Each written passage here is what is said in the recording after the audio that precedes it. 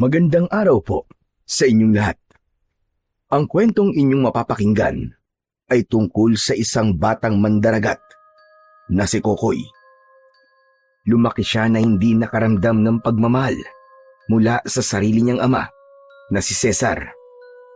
Sa hindi inaasahang pagkakataon, nakahuli si Kokoy ng isang isda na may pakpak na nagbigay sa kanya ng isang makapangyarihang mutya. Magagawa nga bang protektahan ng batang si Kokoy ang kanilang baryo mula sa mga aswang? At magtatagumpay nga ba siyang paslangin ng isang aswang kung ito ay naninirahan sa tubig? Ngunit bago po ang lahat mga idol, huwag po nating kalimutang mag-subscribe at i-hit ang notification bell sa aking YouTube channel na The Voice Addict at Apong Isaak para sa mas marami pang makapigil hiningang kwentong aswang at katatakutan mula sa mundo ng kababalaghan. Umpisahan na po natin ang kwento. Ano na namang nangyari? At umiiyak ka, Kokoy? Hindi ba sabi ko sa'yo ay ayokong nakikitang umiiyak ka?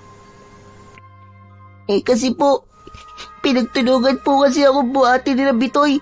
Tapos pinunta po nila ako sa malalim na bahagi ng dagat. Susmar, Joseph. Parang yun lang umiiyak ka na. Para kang hindi lalaki Kaya ka ginagawang katatawanan ng mga bata rito dahil ganyan ka.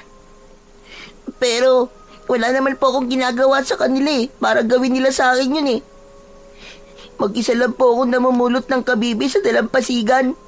Tapos ganun po yung ginawa nila sa akin. At ano? Hindi ka man lang ba lumaban? Tay, marami po sila Saka hindi po ba sabi sa akin nun ni nanay ay wag akong makikipag-away? Yan. Kasalanan ng nanay mo kung bakit napakahina ng loob mo, Kokoy. Pinalaki ka niya na maging mahina. Tignan mo nangyari sa'yo. O ano? Konting bagay lang, umiiyak ka na. Nagngangawa ka na dyan. Sige na. Magbanlaw ka na doon sa likod at pagkatapos magsaing ka na. Kung saan-saan ka pa kasi pumupunta kaya napapahamak kang bata ka. At tumigil ka na sa pag-iyak mo Ayoko nakikita kang umiiyak. Sisigok-sigok na nagtungo sa likod ng bahay ang batang si Kokoy. Pinilit niyang pigilan ang kanyang pag-iyak habang kumukuha ng tubig sa balon. Nasaktan siya sa mga salitang natanggap niya mula sa tatay niyang si Mang Cesar. Inasahan niya kasi na ipagtatanggol siya nito, ngunit gaya ng palagi nitong ginagawa kapag may umaaway sa kanya, ay siya pa ang sinisi nito. Palagi nitong sinasabi na mahina siya, kaya siya madalas na pagtitripan ng mga bata sa baryo nila. Matapos magbanlaw, ay nagbihis na si Kokoy. Sinimulan niya na ang pagsasaing. Habang binabantayan ni Kokoy ang sinaing na nakasalang sa dikahoy na lutuan, ay lumapit sa kanya si Mang Cesar. Oo nga pala, mamayang gabi ay papalaot tayo. Dapat ay marami tayong mahuling isda dahil minalas tayo noong nakaraan. Sige po, Tay. Pero hindi po ba sabi po ng ibang mangingisda kaya mahina ang huli ngayon ay dahil po sa mga aswang dagat na berkakan? Sila raw ang dahilan kung bakit minamalas lahat ng mandaragat dito sa atin. Talagang ginawa mo pang dahilan ng berkaka na yan para hindi ka sumama sa akin. Kung ayaw mo sumama, magsabi ka lang. At wag nang kung ano-ano pang sinasabi mo. Tumalikod si Cesar at nang wala na yon sa paningin ni Kokoy, ay nakaramdam siya ng labis na kalungkutan. Ang totoo ay naiinggit si Kokoy sa ibang mga bata na malapit sa kanilang ama. Hindi kasi sila ganon ng tatay niya. Palaging nakabulyaw si Mang Cesar sa kanya. Konting pagkakamali at pagpapakita niya ng kahinaan ay nagagalit na kagad ito. At kung minsan ay nahahampas siya nito ng pamalo. Halos 2 taon na ang nakakalipas. simula nang iwanan sila ng nanay ni Kokoy, sumama ito sa ibang lalaki. Simula noon, nagbago na ang pagtrato ni Mang Cesar sa kanya. Tila lahat ng galit nito sa asawa nito ay kay Kokoy nito ibinuhos. Bagay na hindi maintindihan ni Kokoy sapagkat alam niya na wala siyang kinalaman sa desisyong yun ng kanyang ina. Ganun pa man, hindi nawawalan ng pag-asa si Kokoy na darating ang araw na magbabago pa si Mang Cesar at itatrato rin siya nito ng tama at may kasamang pagmamahal. Nagmamadaling kumain ng hapunan sina Kokoy at Cesar. Naghahabol sila ng oras dahil kailangan na nilang pumalaot. Pagkatapos kumain, ay basta na lang nila inilagay sa batalan ang kanilang pinagkainan. Nang lumabas si Mang Cesar, ay sumunod kagad si Kokoy. Dalhin mo yung lambat at sumunod ka sa akin. Bilisan mo at ayoko ng babagal-bagal. Inuha ni Kokoy ang lambat at isinampay niya yon sa kanyang balikat. Pinilit niyang abutan si Mang Cesar na mabilis na naglalakad sa abot ng kanyang makakaya. Pero dahil sa bata pa, ay nahirapan siyang dalhin ang lambat. Ano ba, Kokoy? Hindi ba sabi ko bilisan mo? Pasensya na po kayo, Tay. Medyo mabigat po kasi itong lambat eh. Ano ba mabigat? Napakagaan lang yan. Bilisan mo. Kapag wala tayong nahuling isda mapapalo talaga kita. Ginawa ni Kokoy ang lahat para makahabol sa kanyang ama. Kahit hirap na hirap siya. Nang makarating sila sa kanilang bangka na nasa dalampasigan, ay isinampa niya ang lambat sa bangka at pinagtulungan nila ni Mang Cesar na itulak sa tubig ang bangka. Sa gitna ng malamig na gabi, ay lumulutang ang maliit na bangka nila Kokoy at Cesar sa kalmadong dagat. Ilang ulit nang inihagis ni Kokoy ang lambat, ngunit madalas ay mali ang bagsak at hindi sumasakto sa lugar kung saan naglalango yan ang mga isda. Mabagal ang kanyang galaw at hirap siyang humawak sa mabigat na lambat na basa na ng tubig. Ano ba yung ginagawa mo, ha, Kokoy? Para kang bakla kung maghagis ng lambat. Ang hirap po kasi, Tay eh. Anong mahirap ang sinasabi mo? Halos 1 taon ka nang sumasama sa akin sa pangingisda. Kaya dapat marunong ka na yan. Kailangan mo itong matutunan dahil isa kang mandaragat. Sinisikap ko naman po ang lahat para matuto ko, Tay eh. Sumasagot ka pa talaga. Kulang pa ang pagsisikap na ginagawa mo. Kapag ako nainis sa'yo, itutulak kita sa dagat. Huwag naman po, Tay. Alam niyo naman po na hindi po ako marunong lumangoy eh. Isa pa yan. Nakakatawa na anak ka ng isang mangingisda, tapos lumaki pa malapit sa dagat, pero hindi ka marunong lumangoy. Iagos mo ulit ang lambat at ayusin mo. Lintik na bata to. Umwesto na si Kokoy sa gilid ng bangka. Hindi niya magawang ituon ang pansin sa kanilang ginagawa dahil sa mga sigaw ni Cesar. Imbis kasi naturuan siya nito ng maayos, ay mas nais nito na malaman niya ang mga bagay-bagay sa sarili niyang paraan. Huminga ng malalim si Kokoy at buong lakas niyang inihagis sa dagat ang lambat. Sa lakas ng paghagis niya ay nawalan siya ng balanse at nahulog siya sa tubig. Bumulusok siya pailalim sa tubig. Kinabahan siya at nagpumilit siyang pumaibabaw. At nang nakalanghap siya ng hangin, ay nagsimula na siyang mataranta. Tatay! Tulungan niyo po ako! Tulungan po ako, Tatay! Manahimik ka dyan. Umakyat ka rito sa bangka ng mag-isa. Total, ikaw may gawa, kaya ka nahulog dyan eh. Tay, hindi po ako marunong lumangoy! Tay! Tulong! Tay! Nalulunod pa ako! Patuloy na pinilit ni Kokoy na manatili sa ibabaw ng tubig. Pero dahil sa labis na pagkataranta niya, ay wala siyang ginawa kundi ang kumawag. Nakatingin lang si Mang Cesar sa kanya na para bang wala yung pakialam kahit malunod at mamatay siya. Mabuti na lang at tila naawa si Mang Cesar sa kanya at kinuha nito ang sagwan. Pinahawak nito si Kokoy sa sagwan at saka siya hinila nito paakyat sa bangka. Ubo ng ubo si Kokoy habang habol niya ang kanyang paghinga. Salamat po, Tay. Akala ko po mamamatay na ako. Talagang mamamatay ka sa katangahan mo. Maghahagis ka lang ng lambat nahulog ka pa. Tapos hindi ka pa marunong lumangoy. Natatakot po kasi ako na lumangoy kasi hindi po ba muntik na ako malunod nun? Isang beses lang na nangyari yun sa'yo. Tapos natatakot ka na. Hindi ka mabubuhay sa lugar na to kung ganyan ka. Nakakahiya kang bata ka. Hala, sige, kumilos ka na. At nasasayang ang oras natin ang dahil sa kapalpakan mo. Kahit hindi pa maayos ang pakiramdam, dahil muntik na siyang malunod, ay pinilit pa rin kumilos ni Kokoy. Pinilit niyang wag nang magkamali upang hindi na siya mabulyawan na naman ni Mang Cesar.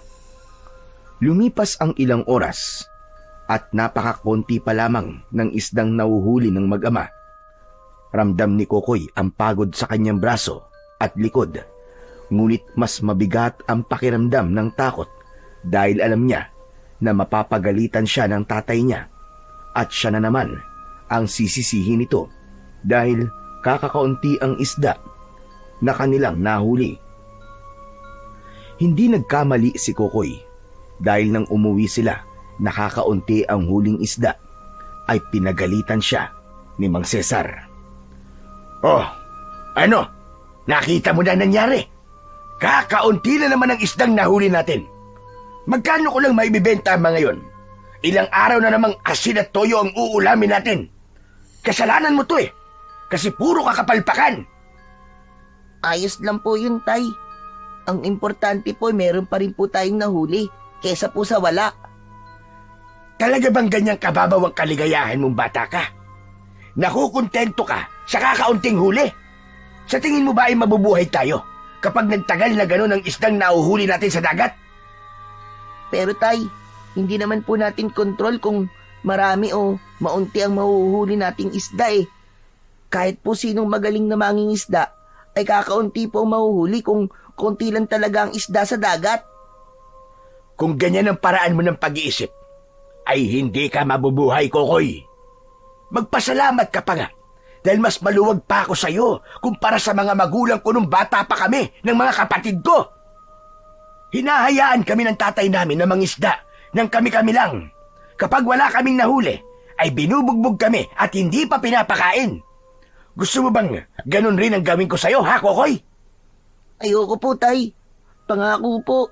Sa susunod po, gagalingan ko na po. Anak ng tutsa, oo. Isa ka talaga malaking kahihiyan, Kokoy. Hindi ka ba naiihiya na napag-iwanan ka ng ibang mga bata rito? Lalo na si Bitoy. Napakagaling mangisda ng batang yun. Bukod pa ron, ay marunong din siyang sumisid ng mga perlas.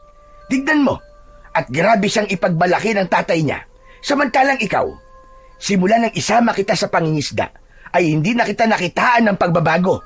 Puro ka pa rin kapalpakan. Hindi na nagawang makapagsalita ni Kokoy matapos ng mga sinabi ni Mang Cesar. Matindi ang pangliliit na nararamdaman niya sa kanyang sarili. Aminado siya na kumpara sa ibang bata sa kanilang baryo, ay sadyang mahina siya. Ginagawa rin niya ang lahat upang maging mahusay siyang mandaragat, ngunit tila hindi talaga para sa kanya ang bagay na yon. Pakiramdam niya ay may ibang bagay na nakalaan para sa kanya, kung saan mas maipapakita niya ang kanyang husay. Natulog si Kokoy ng madaling araw na yon na may bigat sa dibdib. Bilang nag-iisang anak ni Mang Cesar ay nais niya na maipagmalaki siya nito. Ngunit ang bagay na yon ay tila hanggang pangarap na lamang. Pagsapit ng umaga ay sabay na nag-almusal sina Kokoy at Mang Cesar. Ramdam ni Kokoy ang panlalamig ng tatay niya at alam niya na dahil yun sa hindi magandang huli nila. Nang umalis ang tatay niya para ibenta ang mga isdang nahuli nila, ay lumabas si Kokoy ng kanilang kubo at nagtungo siya sa dalampasigan. Siguro, bago ako maging magaling na mandaragat, ay kailangan ko munang matutong maglangoy. At walang ibang magtuturo sa akin ng bagay na yon, kundi ang sarili ko lang. Hinubad ni Kokoy ang suot niyang sando. Naglakad siya papunta sa tubig. Nang yakapin ng tubig ang mga paa niya, ay nanginig siya. Hindi dahil sa lamig, kundi biglang bumalik sa alaala niya ang araw na muntik na siyang malunod. Nilabanan niya ang takot at nagpatuloy siya sa paglalakad hanggang makarating siya sa parte ng dagat na hanggang bewang niya ang lalim. Inilublob niya ang sarili sa tubig at iginilaw niya ang mga kamay at paa gaya ng nakikita niya sa ibang bata. Ngunit kahit na anong gawin niya, ay hindi talaga siya lumulutang. Kapag umaabot na sa dibdib niya ang tubig, ay agad siyang nanginginig at nawawala sa ayos ang kanyang paghinga. Hanggang sa narinig na niya ang boses ni Bitoy. Hoy! Hoy, Kokoy! Anong ginagawa mo dyan, ha? Para kang palakang nalulunod, ha? Nag-aaral akong maglangoy. At talagang umaasa ka pa na matututo kang lumangoy, ano? Kahit na anong gawin mo, hindi ka matututo! Hindi na lang pinansin ni Kokoy si Bitoy. Umahon na siya sa tubig. Kinuha niya ang kanyang sando at muli yung isinuot. Palakad na siya palayo nang humarang naman si Bitoy sa harapan niya. May kaba siyang naramdaman sa uri ng ngiti nito na para bang may hindi ito magandang pinaplanong gawin sa kanya. Bakit naman huminto ka sa paglangoy mo? Saan ka pupunta? Uuwi na ako sa amin. Baka mapagalitan ako ni tatay kapag hindi niya ako naabutan sa bahay eh. Mamaya ka na umuwi. Alam ko na nasa palengke pa ang tatay mo at binibenta ang kakaunting isda na nahuli niyo kagabi. Teka, paano mo nalaman nakakaunti lang ang huli namin? Nakita ko ang tatay mo papuntang palengke kanina. Napakakunti ng dala niyang isda. Nakakaawa naman kayo. Samantalang kami ni tatay, isang puno ng banyerang nahuli namin. Ayos lang yon. Babawi na lang kami ni tatay sa susunod. O sige Bitoy ah. Kailangan ko na talagang umuwi eh. Mamaya ka na sabi umuwi. Suban turuan kitang lumangoy, ha? Alam mo kasi, palagi mang kitang inaaway, ay gusto rin kitang tulungan. Siyempre, sino pa ba magtutulungan, di ba? Kundi tayo-tayo lang na nakatira sa iisang baryo, di ba? Talaga Bitoy? Tuturuan mo ako lumangoy? Oo naman. O ano, gusto mo ba? Sandaling nag-isip si Kokoy. Medyo duda siya sa alok na yon ni Bitoy. Ngunit napansin niya na seryoso ang mukha nito at tila wala yung binabalak na hindi maganda. Sige, payag na ako. Matagal ko na talagang gusto matutong lumangoy. Ayaw kasi akong turuan ni tatay eh. Kasi ang gusto niya ay matuto ko sa sarili kong paraan. Kalokohan niyang sinasabi ng tatay mo. Walang natututong lumangoy nang siya lang. Kailangan ay merong magtuturo sa'yo, Kokoy. At ako ang magiging teacher mo sa paglalangoy. O ano, ayos ba yun? Oo naman, Bitoy. Maraming salamat talaga sa'yo ah. Akala ko masama ang ugali mo, pero mabait ka rin pala. O ano, tara na. Sayang ang oras eh. Ngumiti si Kokoy. Muli niyang hinubad ang kanyang damit at lumusong siya sa dagat kasama si Bitoy. Huminto sila sa tubig kung saan hanggang dibdib nila ang lalim. Hindi ka matututong lumangoy kung sa ganito kababaw ka mag-aaral. Kailangan ay lumalim pa tayo ng konti. Pero malalim na to para sa akin, Bitoy. Gusto ba matutong lumangoy o hindi? Kung ayaw mo akong sundin, ay walang problema. Aalis na lang ako. Ay, hindi. Sige na. Susundin na kita, Bitoy. Pero hindi ko na kayang lumalim pa eh. Hanggang dibdib lang talaga ang kaya ko. Eh di sumampa ka sa likod ko. Tapos, ako na lang ang lalangoy. Kinakabahan man, ay sinunod pa rin ni Kokoy ang sinabi ni Bitoy sa kanya. Desperado na talaga siyang matutong lumangoy dahil alam niya na sa ganung paraan ay matutuwa ang tatay niya sa kanya. Sumampa si Kokoy sa likod ni Bitoy. Kumapit siya sa balikat nito. Nagsimula ng lumangoy si Bitoy patungo sa mas malalim na bahagi ng dagat. Maya-maya ay huminto ito. Mas lalong kinabahan si Kokoy nang hindi na makapa ng mga paa niya ang buhangin sa ilalim. Bitoy, pwede bang bumalik na tayo sa Pampang? Natatakot na ako eh. Ang lalim na nito. Hindi na pwede. Nandito na tayo kaya ituloy na natin to. Inalis ni Bitoy si Kokoy sa likod nito. Hinawakan nito ang mga kamay ni Kokoy para kahit paano ay lumutang siya. Ngunit nilukob na ng takot si Kokoy at mabilis niyang ikinampay ang kanyang mga paa. Bitoy, huwag mo ako bibitiwan ha. Malulunod ako. Alam mo, Kokoy, tama naman ang tatay mo Kailangan ay matuto kang lumangoy sa sarili mong paraan. Ha? Ano sinasabi mo, Bitoy? At sabi mo kanina, tuturuan mo ako lumangoy. Oo nga, tuturuan sana kita pero naalala ko na may inuutos nga pala si nanay sa akin. O paano? Dito ka na, Kokoy Uuwi na ako. Ikaw na ang bahalang lumangoy papunta sa Pangpang sa sarili mong paraan. Teka, wag mo akong iiwan dito, Bitoy. Isama mo ako sa Pampang. Isang malakas na pagtawa ang pinakawalan ni Bitoy at saka nito binitiwan ang mga kamay ni Kokoy. Biglang lumubog sa tubig si Kokoy dahil sa sobrang likot niya. Nagpumilit siyang makapunta sa ibabaw at nang lumitaw ang ulo niya ay nakita niya si Bitoy na mabilis na lumalangoy patungo sa dalampasigan. Bitoy! Tulungan mo ako! Bitoy! Wag mo akong iwanan!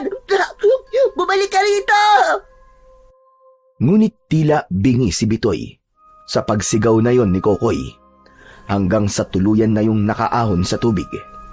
Mabilis na tumakbo si Bitoy palayo habang humahalakhak ng malakas na parabang wala lamang rito kahit mamatay si Kokoy sa pagkalunod.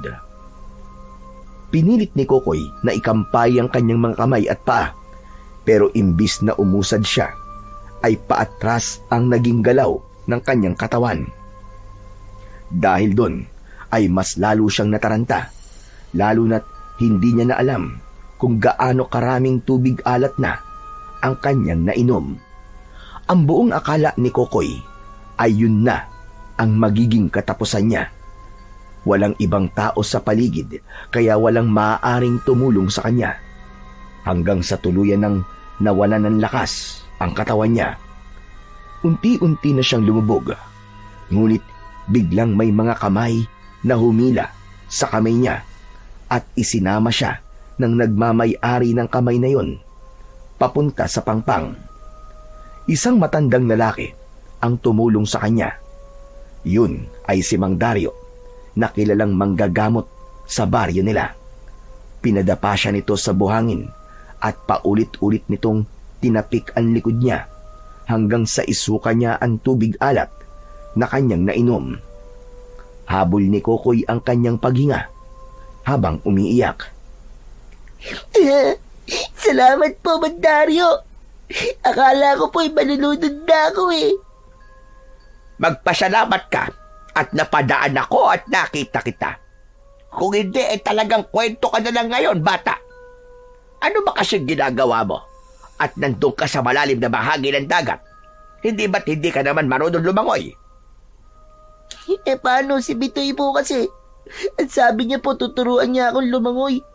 Dinala niya po ako sa malalim tapos iniwanan po niya ako ron. Kahit alam naman po niya na hindi ako marunong lumangoy. Aba, salbahe talaga ang Bitoy na yon. Nung isang araw nga pinagsisiraba naman ang tanim kong oregano. dahil hindi ko siya pinayagan ng kumuha ng bunga ng talim kong bayabas. Kaya sa susunod, ay huwag ka nang magtitiwala sa batang yon. Alibasa ay hindi na pagsasabihan ng mga magulang niya kahit mali ang ginagawa. Kaya ganun ang ugali ng batang yon. Inalok si Kokoy ni Mang Dario na ihatid na siya sa bahay dahil hindi naman malayo ang bahay ni na Kokoy sa bahay ng matandang albularyo. Habang naglalakad, ay walang tigil sa pag-iyak si Kokoy.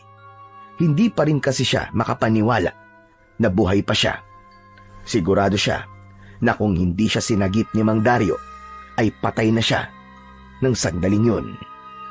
Nang makarating sila sa bahay, ay sinalubong sila ng galit na si Mang Cesar. Hinuhano ng isang patpat at akmang papaluin ito si Kokoy, pero mabilis na humarang si Mang Dario. Umalis ka dyan, Mang Dario, ah! Huwag kang makialam kung paano ko didisiplinahin ang anak ko. Dapat lang napaluin yan. Dahil nag-utos ako magwalis sa paligid ng bahay, pero mas inuna pa ang paglalakwatsa. Sandali lang, Cesar. Hindi naman siya nakikialam. Pero talagang papaluin mo na lang kagad ang anak mo.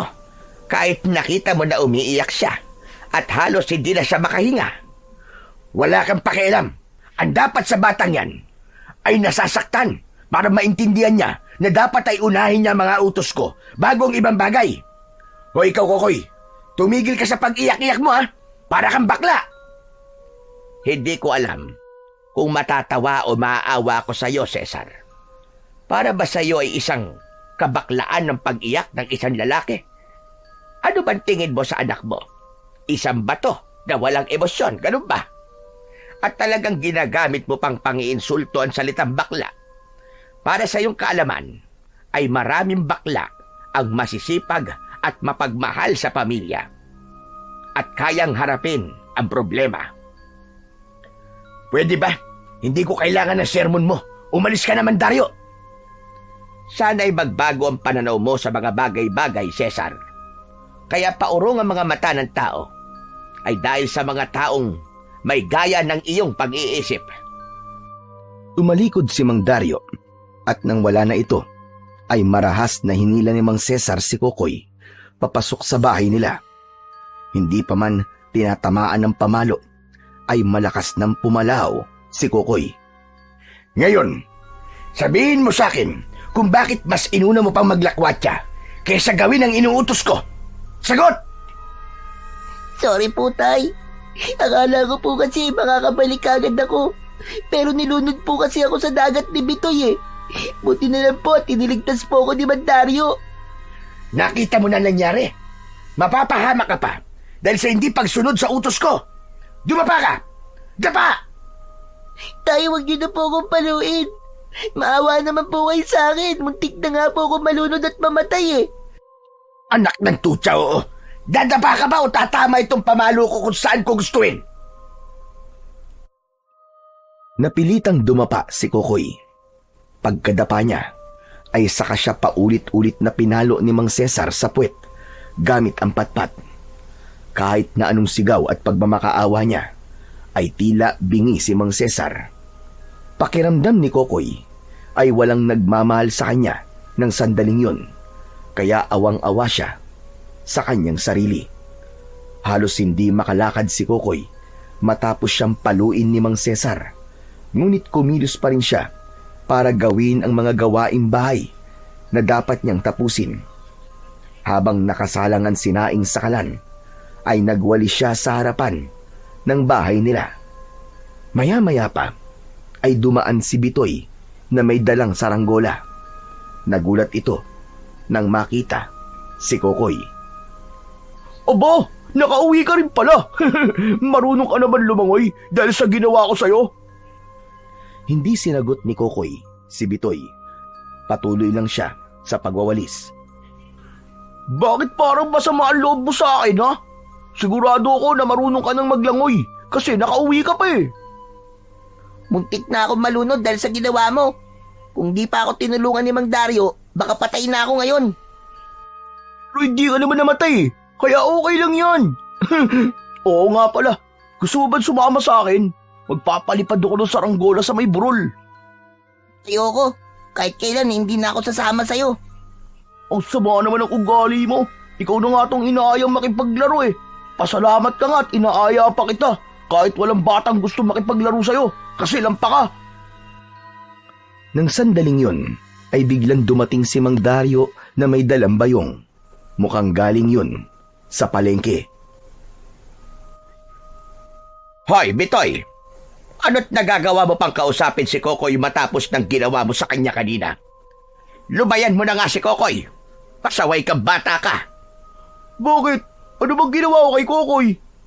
Nagmamaang-maangang kapalintik ka. Akala mo ba hindi ko alam na muntik na siya manunod ng dahil sa'yo? Hindi ko naman kasalanan kung hindi siya marunong lumangoy eh.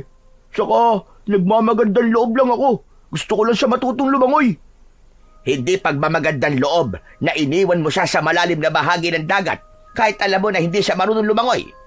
Sa susunod nga, ay isipin mo muna ang magiging resulta ng mga gagawin mo, ha, Bitoy? Kung makapagsalita ka naman sa akin, parang nanay at tatay kita, Mandario ah.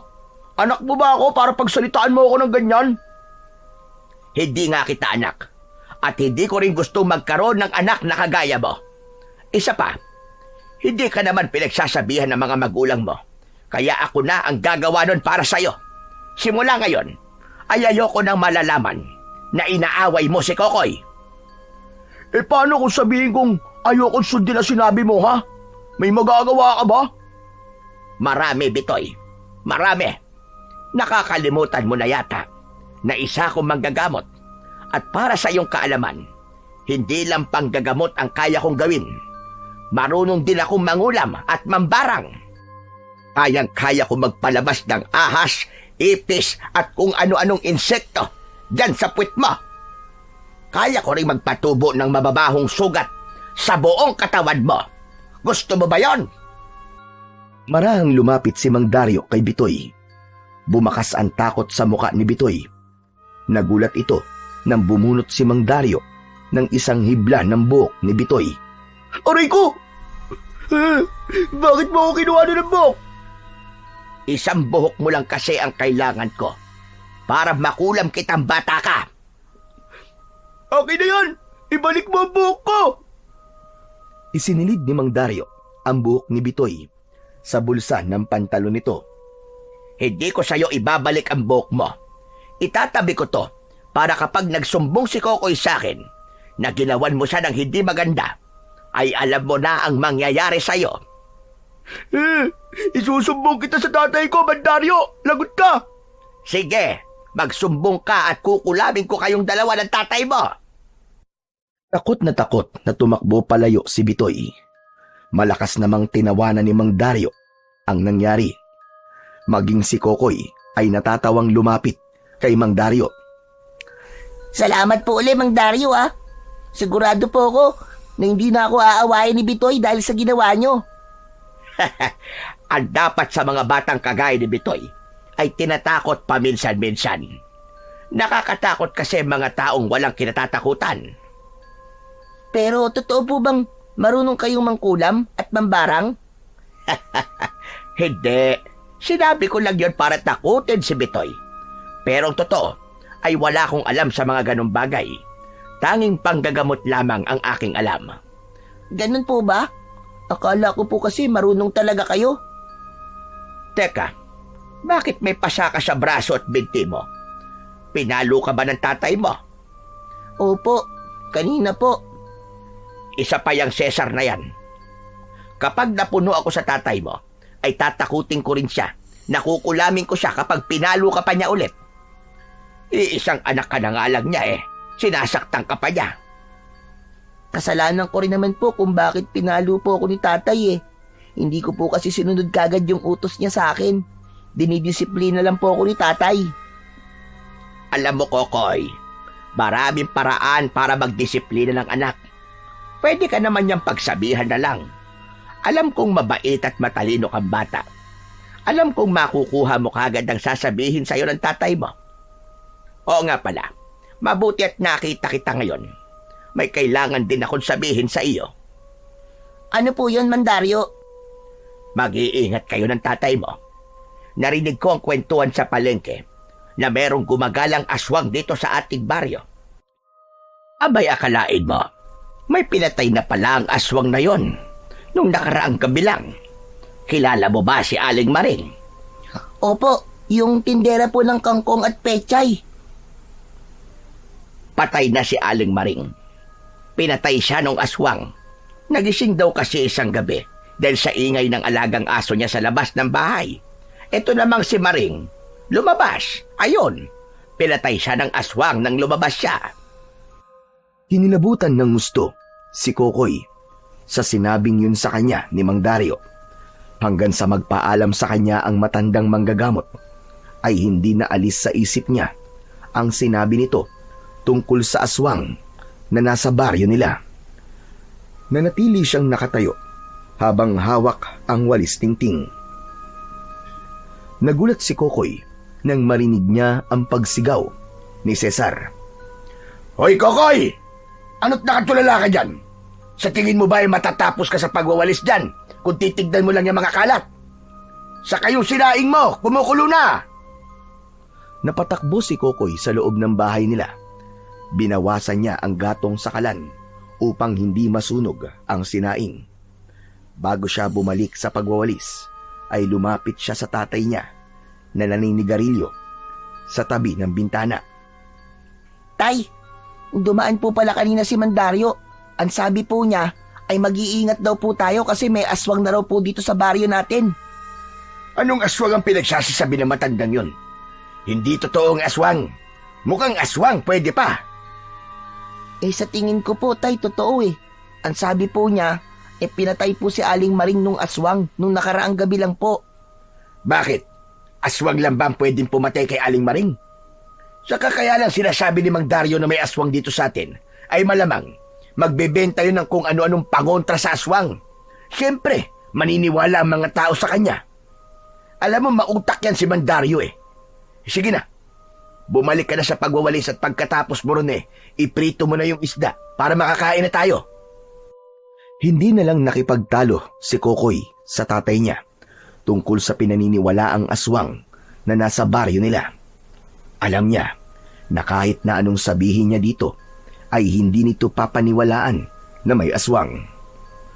Bumalik siya sa pagwawalis sa labas ng bahay.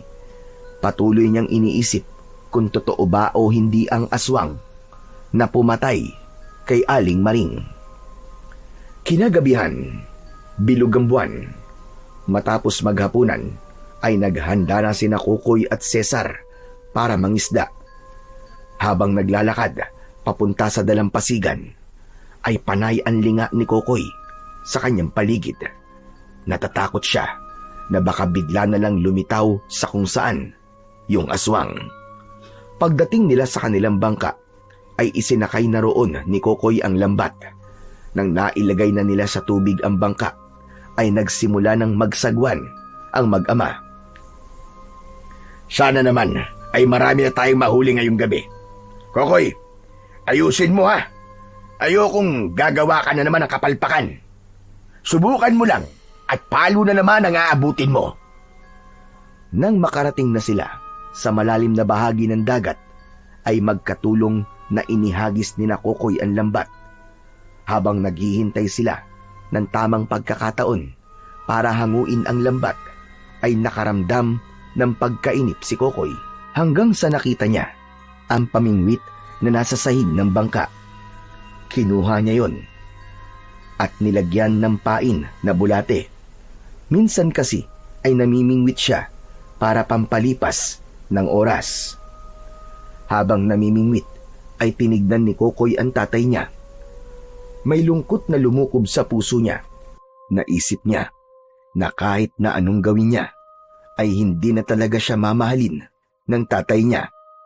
Naisip niya rin na kung hindi siguro sumama sa ibang lalaki ang nanay niya, malamang ay maganda pa rin ang trato ni Mang Cesar sa kanya. Maya-maya ay naramdaman ni Kokoy na may humihila sa pisi ng kanyang pamingwit. Hinila niya yon, pero tila napakalaking isda ang nahuli niya dahil hindi niya yon mahila-hila. Tay! Tay, tingnan nyo! Nakahuli po ako ng isda! Mukhang malaking isda po to. Hindi ko po mahili. Sus! Baka sumabit lang yan sa kung saan. Iwanan mo na yan at hahanguin na natin ang lambat. Sandali lang po tay, tulungan niyo po muna ako rito. Ang bigat po eh. Napailing si Mang Cesar. Lumapit ito kay Kokoy at hinawakan nito ang pamingwit. Aba, mukhang malaking isda nga ito ah. Sabi ko na po sa inyo eh. Pinagtulungan ng mag-ama na hilahin ang pamingwit. Sa wakas ay matagumpay nilang naiangat mula sa kailaliman ng tubig ang isdang nahuli ni Kokoy. Napangiwi si Cesar nang makita nila na isang maliit na isda ang nabingwit ni Kokoy. Halos 1 dangkal lang ng kamay ni Kokoy ang haba ng isda. Anak ng tutsa, oo. Talagang nagpatulong ka pa sa ganyang kaliit na isda. Pero tay, nakita niyo naman. Ang bigat-bigat po talaga niya kanina. Kahit po kayo eh, naramdaman niyo po yun eh. Malamang ay sumabit lang yan sa kung ano. Itapon mo na yan at hindi natin yan mapapakinabangan. Matamang pinagmasdan ni Kokoy ang isda at doon niya nalaman ang kakaiba nitong itsura. Masyadong malaki ang mga palikpik nun para sa katawan nito. May kakaiba ring kulay ang palikpik ng naturang isda na tila kulay ng bahagahari. Ano pang ginagawa mo dyan? Tulungan mo na ako sa paghango nitong lambat. Sandali lang po tay. Tignan niyo po tong isdang to. Oh. Kakaiba po siya. Para po siyang may pakpak. Walang kakaiba sa isdang yan. Bulador ang tawag dyan. Flying fish. Hindi yan pangkaraniwan. Itapon mo na yan. Bilisan mo. Tulungan mo na ako rito. Sandaling pinagmasdan ni Kokoy ang isdang may pakpak.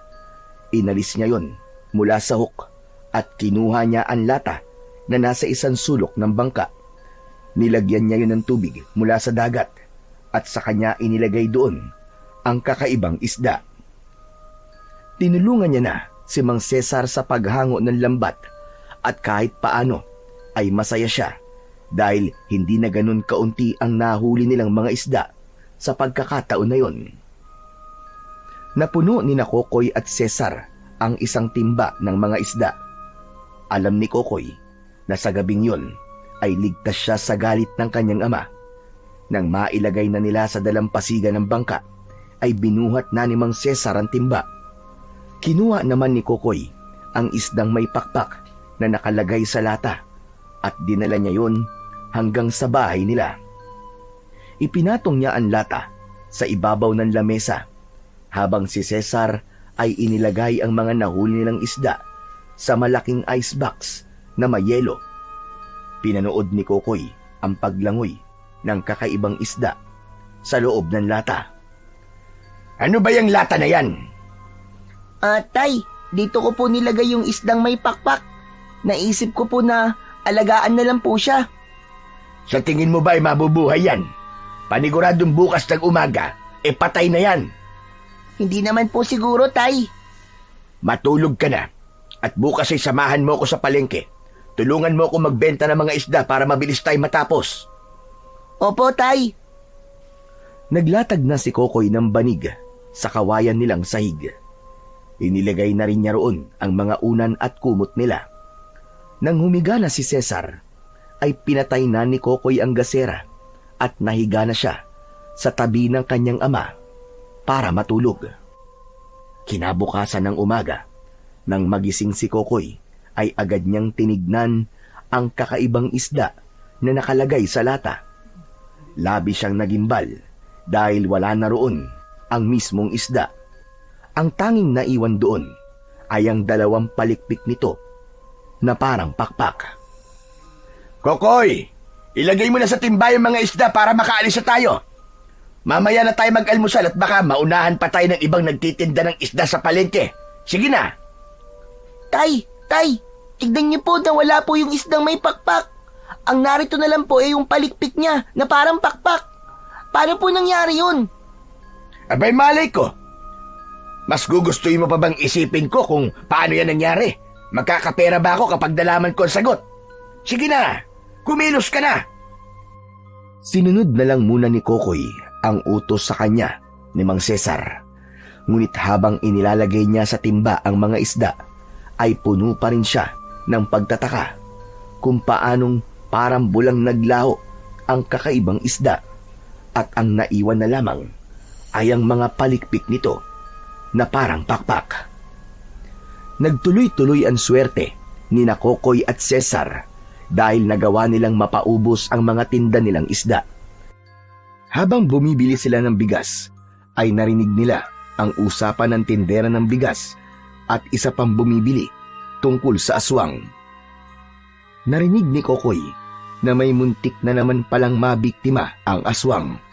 Si Mang Nestor daw na naglalakad mula sa pangingisda nung madaling araw. Inatake raw si Mang Nestor ng aswang, pero mabuti na lang at may dala itong itak, kaya naman naitaboy nito ang aswang.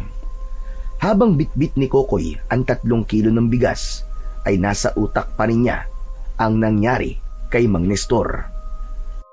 O ano, nakita mo na ang ginawa ni Mang Dario? Dahil sa pagpapakalat niya na may aswang dito sa atin, ay naniwala na tuloy ang mga tao. Talagang sinadya niya yan para makapagbenta siya ng kung ano-anong pangontra sa aswang. Pero hindi naman po si Mandario ang nagpakalat ng kwentong may aswang po dito sa atin, Tay eh. Narinig lang din po yun ni Mandario. Kahit na, sinasabantala lang niya ang takot ng mga tao para kumita siya. Pero Tay, paano po kung totoong may aswang nga? Dapat po yata ay mag-ingat na tayo, lalo na tuwing gabi po tayo nangingisda. Dumali ka na naman sa pagiging duwag mo. O sinasabi mo lang yan para hindi ka na sumama sa akin sa dagat. Isa pa, sa tingin mo ba mabubuhay tayo kung titigil tayo sa pangingisda dahil sa takot sa aswang na yon? Wala naman po kung sinabi na titigil po tayo sa pangingisda, Tay. Ang sabi ko po ay maging maingat po tayo. Ganun na rin yun. Nangangatwiran ka pa talaga, ha? Nang makarating na sina Kokoy at Cesar sa bahay, ay isinalin na ni Kokoy sa lalagyan ng bigas ang binili nila. Muli niyang tinignan ang palikpik ng isdang may pakpak na nakababad sa tubig alat na nasa lata. Kinuha niya ang 2 palikpik at pinagmasdan niya yung mabuti. Hala, bakit ganito na to? Napakatigas na niya. Para na siyang bato ah. Pero ang ganda-ganda niya. Parang magandang gawing pulseras to ah. Napangiti si Kokoy ng isang ideya ang pumasok sa kanyang isipan. Naghanap siya ng tali at nang makakita siya ng tali na gawa sa abaka ay kinuha niya yon. Itinali niya roon ang 2 palikpik at ginawa niya yung pulseras. Tuwang-tuwa si Kokoy dahil para sa kanya ay napakaganda ng pulseras na yun, nagawa sa tila pakpak na palikpik ng kakaibang isda na nabingwit niya sa dagat. Kinagabihan ay hindi mo na pumalaot sina Kokoy at Cesar, kaya maaga silang natulog. Sa gitna ng pagtulog ni Kokoy ay dinalaw siya ng isang kakaibang panaginip. Sa panaginip niya ay nagagawa niya raw makalangoy ng mabilis sa dagat. Bukod pa doon, ay nakakahinga pa siya ng matagal sa ilalim ng tubig.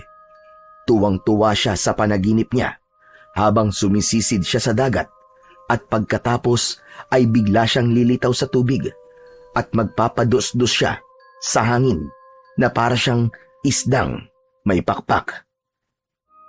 Kinaumagahan, sa almusal ay hindi napigilan ni Kokoy ang mapangiti nang maalala niya ang kakaibang panaginip na yun. Ngunit hindi niya namalayan na nakatingin na pala ng masama si Mang Cesar sa kanya. Nawala ang ngiti ni Kokoy at ipinagpatuloy niya ang pagkain. O ikaw, anong iningiti-ngiti mo dyan, ha? Mukha kang timang. Kasi Tay, naalala ko lang po kasi yung panaginip ko kagabi. Para daw po akong isdang may pakpak na lumilipad sa ibabaw ng dagat. Tapos, nakakapaglangoy din po ako ng mabilis. Tapos, nakakahinga po ako sa ilalim ng tubig. Hanggang panaginip ka na lang talaga. Paano naman yun mangyayari? Hindi ka marunong lumangoy. Kaya nga po masaya ako kasi kahit sa panaginip lang po, ay nakita ko po ang sarili kong lumalangoy. Teka, ano ba yung suot mong pulseras? Ngayon ko lang yata nakita yan. Ito po ba? Ito po yung palikpik ng isda na may pakpak na nahuli ko. Nagtataka nga po ako kung bakit ito naging matigas na parang bato eh. Kaya naisipan ko pong gawing pulseras. Kesa bumili pa po ako, di ba? Gastos lang po yun. Oo nga pala, pupunta ako ngayon sa bayan ha. May mga bibilin lang ako ron na mga kailangan natin dito sa bahay. Huwag kang umalis dito habang wala ako. Maghanap ka ng kung anong pwede mong gawin. Opo. Tay, anong oras po kayo babalik? Baka siguro magtanghali na. Kaya dapat sa oras na yon ay may pagkain na. Igisa mo na lang yung pechay dyan tapos iprito mo yung tuyo. Sige po, Tay. Ako na pong bahala. Matapos nilang mag-almusal, ay umalis na si Mang Cesar. Nang maiwan si Kokoy, ay hinugasan na niya sa batalan ang mga pinagkainan nila. Habang abala siya roon, ay nakarinig siya ng sigawan ng mga tao sa labas. Sumilip siya sa bintana at nakita niya ang mga taong tumatakbo sa iisang direksyon. Ano kayang nangyayari? Bakit parang nagkakagulo sila? Napuno ng kuryosidad si Kokoy. Kaya kahit sinabi ni Cesar na bawal siyang lumabas, ay lumabas pa rin siya. Sinundan niya ang mga tao hanggang sa nakarating siya sa dulong bahagi ng baryo kung saan merong malawak na kasukalan. Napakaraming tao ang naroon. May kung anong tinitignan ang mga yon. Nakisiksik si Kokoy sa mga tao at nang makita niya ang pinagkakaguluhan ng mga tao, ay halos bumaliktad ang sikmura niya. Isang bangkay ng lalaki ang naroon. Naliligo yun sa sarili nitong dugo. Puno ng kagat at kalmot ang katawan ng biktima. Wakwak ang dibdib nito at makikitang wala na yung puso. Hindi kinaya ni Kokoy ang kalunos-lunos na tagpo, kaya nagmamadali siyang umalis. At nang makalabas na siya sa kumpulan ng mga tao, ay nakita niya si Mang Dario na nakatayo sa hindi kalayuan. Lumapit si Kokoy sa matanda. Mang Dario, aswang po ba yung pumatay dun sa lalaki? Oo, Kokoy. Aswang nga ang may gawa nun. Nakakatakot na talaga dito sa lugar natin. Nadagdagan na naman ang biktima ng aswang. Wala po ba tayong pwedeng gawin, Mang Dario? Hindi po ba dapat tinutugis na yung aswang na yon? Narinig ko na magroronda naman daw ang mga tanod sa gabi. Pero sa aking palagay ay hindi sapat yon. Tignan mo, at sa kabila ng kanilang ginagawa, ay nagawa pa rin pumatay ng aswang. Natahimik si Kokoy. Napuno ng labis na takot ang kanyang dibdib. Nagulat siya nang biglang hinawakan ni Mang Dario ang kanyang kamay. Matama nitong tinignan ang pulseras na suot niya. Maya-maya pa ay bumakas ang gulat sa mukha ng matanda na labis na ipinagtaka ni Kokoy. Bakit po, Mang Dario? Ano po yun? Kokoy, saan mo nakuha ang pulseras mo? Ito po ba? May nahuli po kasi akong isdang may pakpak. Ang sabi po ni tatay ay bulador daw po ang pangalan ng isdang yon. Inuwi ko po tapos kinabukasan, yung palikpik niya na lang po ang naiwan. Nagtaka nga po ako kung paanong biglang nawala yung isdang may pakpak na yun. Tapos po, itong mga palikpik niya ay naging parang bato kasi tumigas po siya kahit nakababad naman po sa tubig. Hindi mo ba alam kung anong klaseng bagay ang nakuha mo? Yun nga po, palikpik po ng isdang may pakpak. Kokoy, hindi lamang yan isang simpleng palikpik. Isa yang makapangyarihang mutya. Alam mo bang napakatagal ko nang hinahanap ang mutya na yan, pero hindi pa rin ako pinagkakalooban. Ano po? Hindi ko po kayo maintindihan, Mang Dario. Tanging sa mga karapat dapat lamang nagpapakita ang mahiwagang isdang may pakpak. At dahil ikaw ang nakahuli sa kanya, Kokoy, sa'yo niya ipinagkaloob ang kanyang mutya. Hindi pa rin ako makapaniwala Bakit sa isang bata ipinagkatiwala ang ganyang klase ng mutya? Ang ibig niyo po bang sabihin may kapangyarihan po ang mutyang to? Meron, Kokoy. Hindi lang basta kapangyarihan, kundi gagawin din itong malakas ang iyong katawan na para bang noon pa man ay sanay ka na sa pakikidigma. Makukuha mo rin ang katangian ng isdang lumilipad. Nahulog sa malalim na pag-iisip si Kokoy. Ang totoo ay naguguluhan pa rin siya sa mga sinabi sa kanya ni Mang Dario hanggang sa naalala niya ang kakaiba niyang panaginip. Ang totoo po niyan, Mang Dario, nanaginip po ako na marunong na akong lumangoy at nakakahinga po ako na matagal sa ilalim ng tubig. Nagagawa ko rin pong lumipad sa ibabaw ng tubig na para bang isa kong isdang may pakpak. Sa aking palagay ay isa yung pangitain na ikaw talaga ang pinili ng mahiwagang isda na yon bilang maging tagapangalaga ng mutya nito. Pero bakit po ako? Isa lang po akong bata. Sa totoo lang ay hindi ko rin alam, Kokoy. Marahil ay nakita ng isdang yon ang kalinisan ng iyong puso. Madalas ay ganoon ang dahilan ng pagpili sa taong nararapat na magmay-ari ng isang mutyang kagaya niyan. Ano naman po kaya ang dahilan kung bakit po ako binigyan ng ganitong mutya? Ang sabi niyo po papalakasin ako nito na parang sanay po ako sa pakikidigma. Ibig po ba sabihin may kailangan akong labanan? Ganun po ba? Sandaling natahimik si Mang Dario habang kinakabahan naman si Kokoy sa magiging sagot ng matanda. Ang aswang dito sa baryo, sa tingin ko ay pinagkaloob yan sa'yo upang labanan ang aswang na yon. Ano po? Lalabanan ko po yung aswang? Naku, ayoko po. Natatakot po ako. Alam mo, Kokoy, kung minsan ay gumagawa ang kalikasan upang tulungan tayo mga tao sa mga problema natin, gaya na lang ng pagkakaroon mo ng mutyang yan. Yan ay tulong mula sa kalikasan upang matapos ang suliranin natin sa aswang na yon.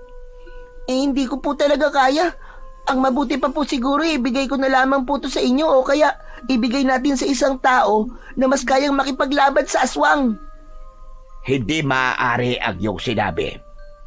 Ikaw ang pinili ng mutya, kaya tanging ikaw lang ang maaaring gumamit niyan. Sa'yo lang gagana ang kapangyarihan niyan, Kokoy. Huwag kang matakot, dahil alam ng mutya na kaya mong labanan ng aswang, basta't maniwala ka lamang sa kakayahan ng mutya at sa mismong kakayahan mo. Huwag kang mag-alala, dahil nandito ko upang maging gabay mo.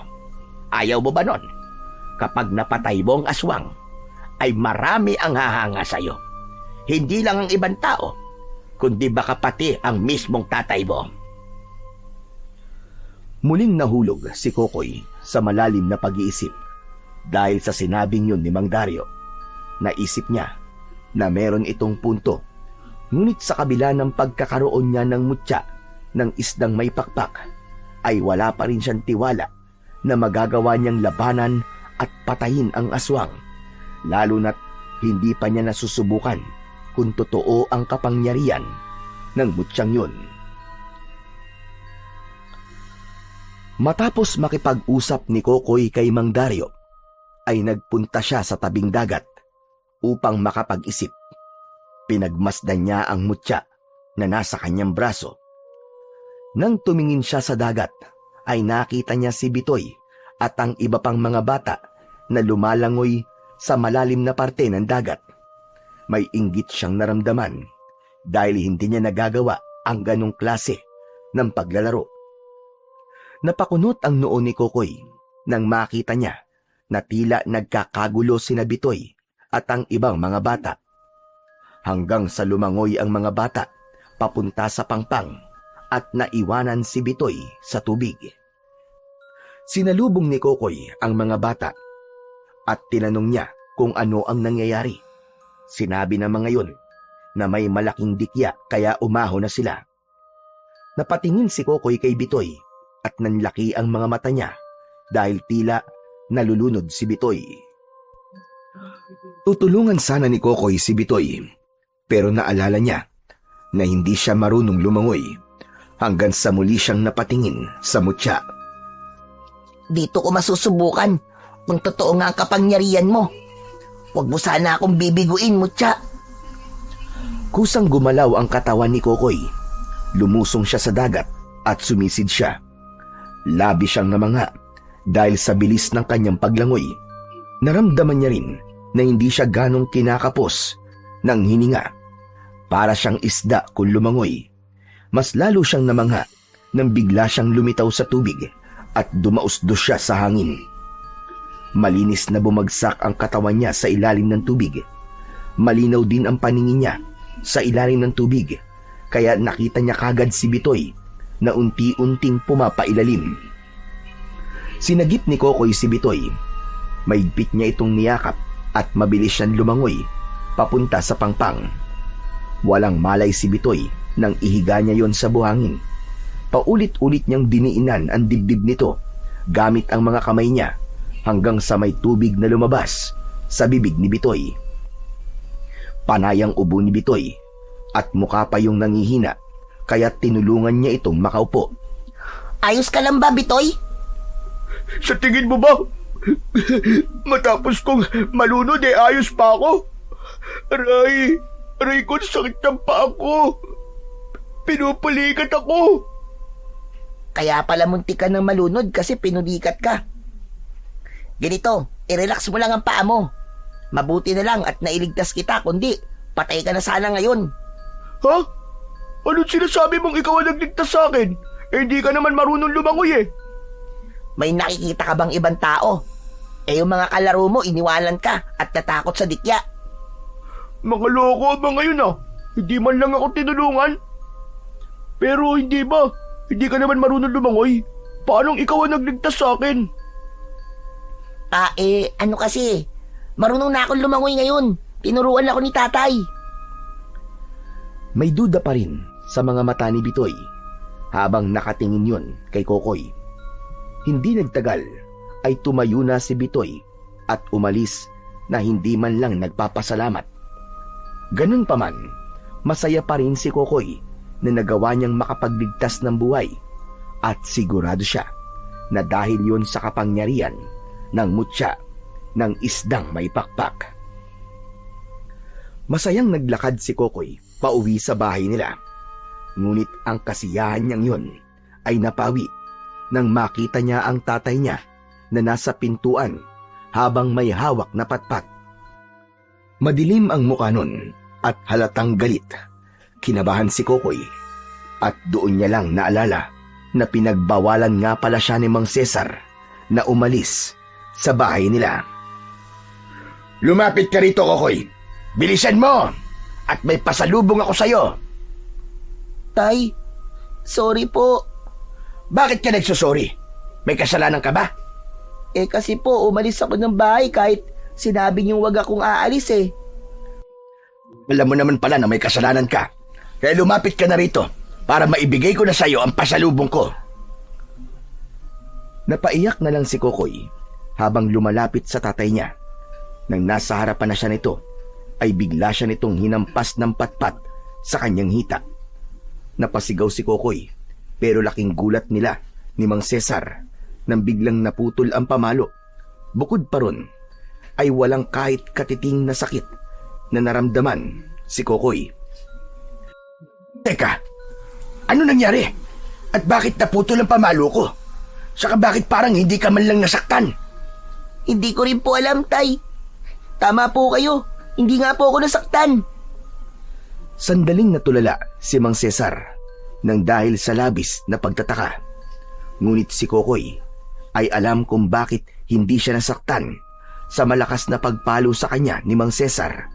At yun ay dahil sa mutya ng isdang may pakpak. Malakas ang pakiramdam niya na pinrotektahan siya ng naturang mutya. Pumasok ka na dito sa loob at ayokong lalabas ka ulit ha. Dahil sa susunod ay 2x2 nang ipapalo ko sa'yo para masaktan ka na talaga. Opo, Tay. Sorry na po ulit. Nakayukong pumasok si Kokoy sa bahay nila. Naupo siya sa isang sulok at pinagmasdan niya ang mutya ng isdang may pakpak. Lihim siyang napangiti sapagkat napatunayan niya na totoo ang lahat ng sinabi ni Mang Dario tungkol sa mutyang yun.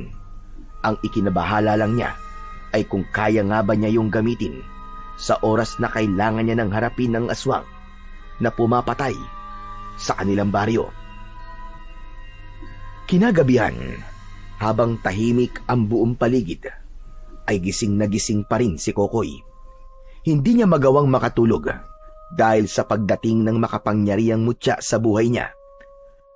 Hanggang sa ang katahimikan ng gabing yun ay nasira nang makarinig si Kokoy ng pagsigaw sa kung saan may humihingi ng tulong at may batang umiiyak.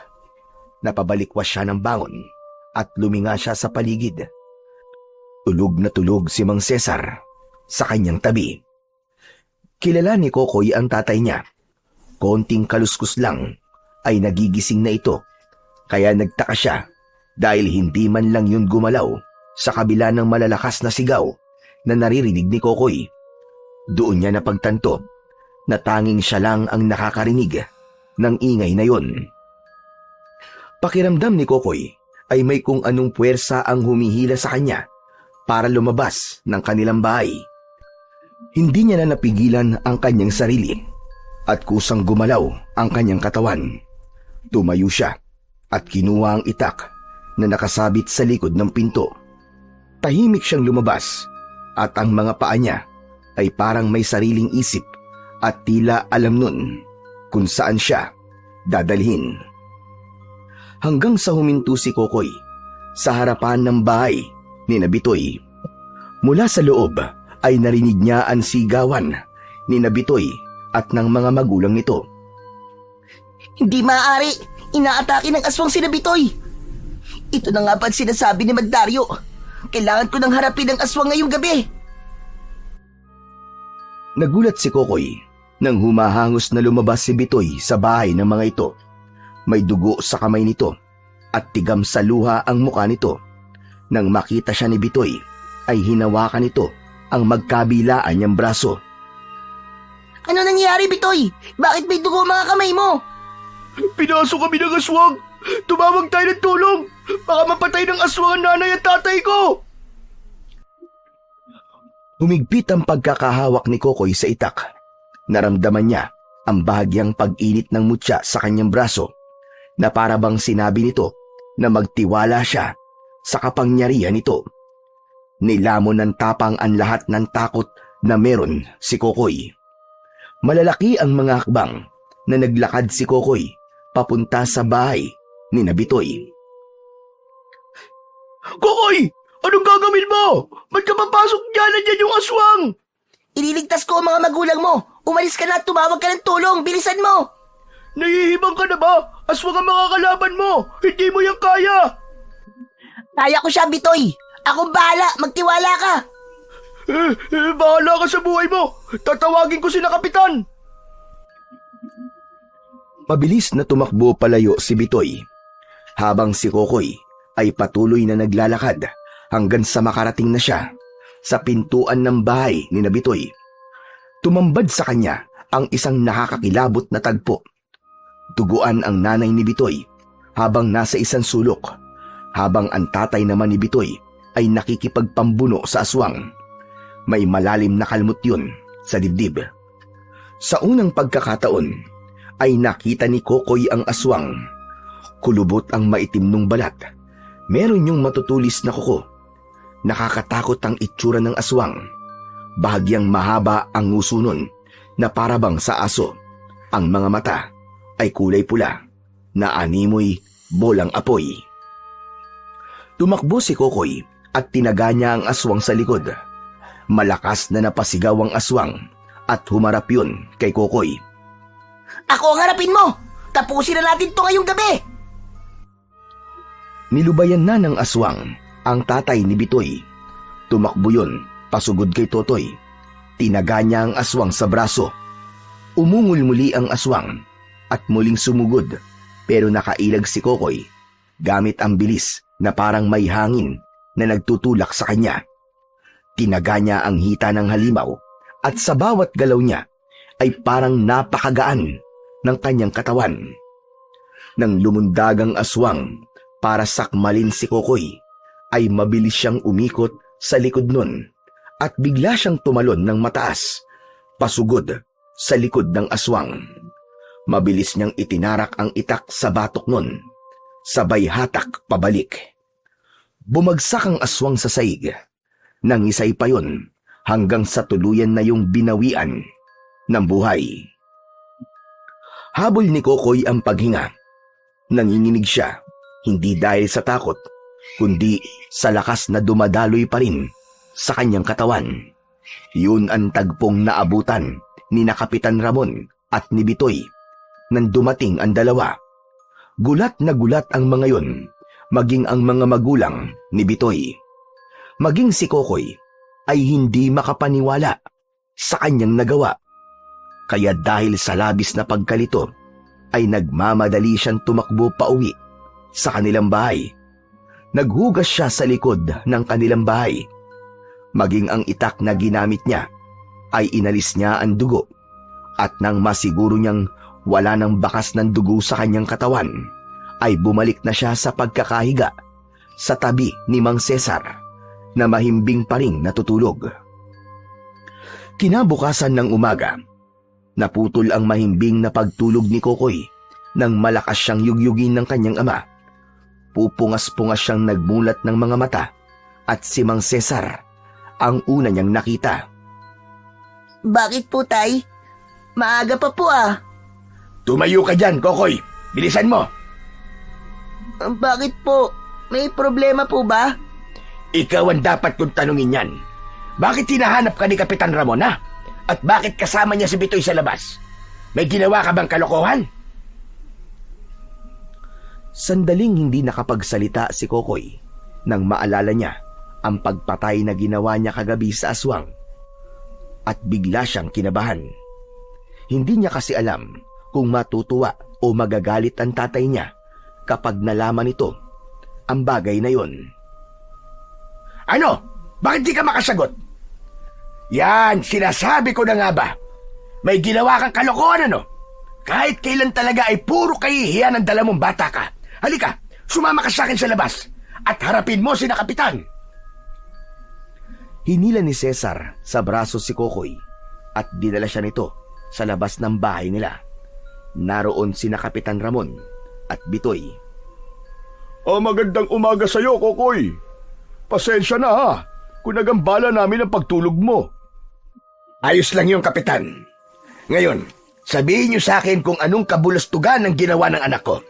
Nagnakaw ba siya? Nakipag-away ba siya sa'yo, Bitoy? Kung ano man ang ginawa niya, huwag kayong mag-alala dahil handa kong parusahan ng batang ito. Hayaan niyong ako ang magdisiplina sa kanya. Sandali lang, Cesar. Huminahon ka muna. Ang totoo ay walang ginawang masama si Kokoy. Ang totoo nga niyan isang kabayanihan at katapangan ang kanyang ipinakita. Anong sinasabi mo, Kapitan? Hindi kita maintindihan. Mukhang hindi pa pala sinabi sa'yo ni Kokoy ang nangyari kagabi. Alam mo kasi, Cesar, kagabi ay inatake ng aswang ang bahay ni Bitoy. Si Bitoy lang kasama ko rito dahil ang mga magulang niya ay nasa ospital at nagpapagaling sa mga sugat nila dahil sa aswang. Abay, muntik na silang mamatay na buong mag-anak kung hindi dahil kay Kokoy. Iniligtas niya si Bitoy sa aswang at hindi lang yun. Pinatay pa ni Kokoy ang aswang. Kaya narito kami para personal na magpasalamat sa anak mo. Ano ka mo? Nagawa mo yun, Kokoy? Pero paano?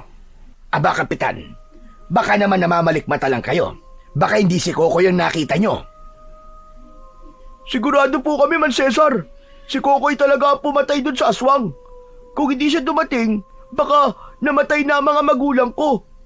Kaya, Kokoy, maraming salamat sa iyo ah. Nandito rin ako para humingi ng sorry sa mga pang-aaway na ginawa ko sa iyo dati. Saka, hindi lang yun ang ginawa ni Kokoy, Man Cesar. Iniligtas din niya ako nung muntik na ako malunod sa dagat kasi bigla akong pinulikat Nakita mo na, Cesar. Tunay na bayani ang iyong anak. napakapalad mo dahil nagkaroon ka ng anak na kagaya ni Kokoy. O paano? Mauna na kami ni Bitoy Talagang nagpunta lang kami rito para magpasalamat kay Kokoy. Kokoy, maraming salamat. Ikaw ang dapat na tularan ng mga bata rito sa ating baryo. Pagkaalis ni na Kapitan Ramon at Bitoy, ay hindi makapaniwalang tinignan ni Mang Cesar si Kokoy. Napayuko lang si Kokoy dahil hindi niya alam kung ano ang dapat niyang sabihin. Totoo ba ang lahat ng sinabi nila? Pinatay mo yung aswang at iniligtas mo pa si Bitoy mula sa pagkakalunod. Paano mo nagawa yun? Hindi ka naman marunong lumangoy. Hindi ko nga rin po alam, Tay. Kapag po kasi nakakakita ako ng nasa panganib, ay parang bigla po ako nagkakaroon ng kagustuhan na iligtas sila. Ganun po siguro ang nangyayari sa akin, kaya nagawa ko po mga bagay na yun. Sa sandaling yon, ay mas pinili ni Kokoy na wag sabihin sa kanyang ama ang tungkol sa mutya ng isdang may pakpak. Naisip niya na mas makakabuti kung tanging sila lamang ni Mang Dario ang nakakaalam sa bagay na yon. Mabilis na kumalat sa baryo ang kabayanihang ginawa ni Kokoy. Marami ang natuwa at humanga sa kanya dahil sa pagpatay niya sa aswang.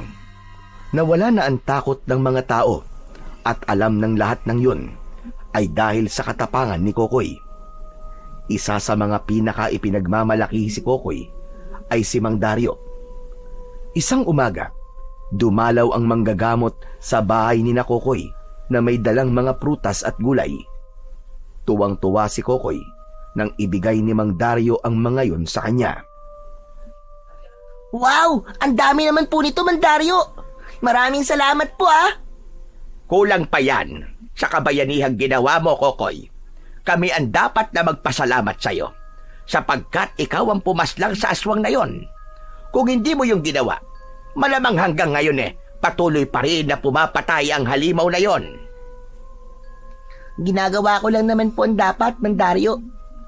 Sobra nga po ako natutuwa kasi nagbago na po ang tingin ng mga tao sa akin. Hindi na po nila ako tinatawag na lampa. Nakikipaglaro na rin po sa akin ng ibang mga bata, lalo na po si Bitoy. Maganda yan. Sobra kitang ipinagmamalaki, Kokoy. Palagi nga kitang ikinikwento sa mga nagpapagamot sa akin, lalo na sa mga taga-ibang lugar. Magsasalita pa sana si Kokoy nang mapansin niya si Mang Cesar na nakatayo sa may pintuan. Nagtaka siya dahil maluwa-luwa yun habang nakatingin sa kanya. Naglakad papasok si Mang Cesar at tumayo sa harapan ni Kokoy. Alam kong hindi lubos ang kasiyahan mo, Kokoy. Dahil ako na mismong ama mo, ay hindi kay pinagmamalaki. Ako pa ang unang nagduda nang malaman ko ang mga ginawa mo. Kung meron man dapat na unang ipagmalaki ka, ay dapat ako yun. Pero masyado ko nabulag sa galit ko sa nanay mo na sa'yo ko ibinunton. Kokoy, anak, gusto kong humingi ng tawad sa iyo. Napagtanto ko na napakaswerte ko dahil ikaw ang naging anak ko. Sana ay mapatawad mo ko sa lahat ng pananakit at masasakit na salitang ipinaranas ko sa iyo. Naluwa si Kokoy sa mga salitang lumabas sa bibig ni Mang Cesar. Hindi niya na nagawang makapagsalita at sa kauna-unahang pagkakataon ay niyakap niya ng maigpit ang kanyang tatay, habang si Mang Dario naman ay nakangiti at lumuluhang nakatingin sa kanila. Simula noon ay naging maganda na ang trato ni Mang Cesar kay Kokoy. Labis na natuwa si Kokoy dahil sa wakas ay naramdaman niya kung paano mahalin ng kanyang tatay. Hindi na siya nito sinasaktan at palagi na siya nitong ipinagmamalaki sa mga kakilala nito. Nang panahong yun ay wala nang mahihiling pa si Kokoy.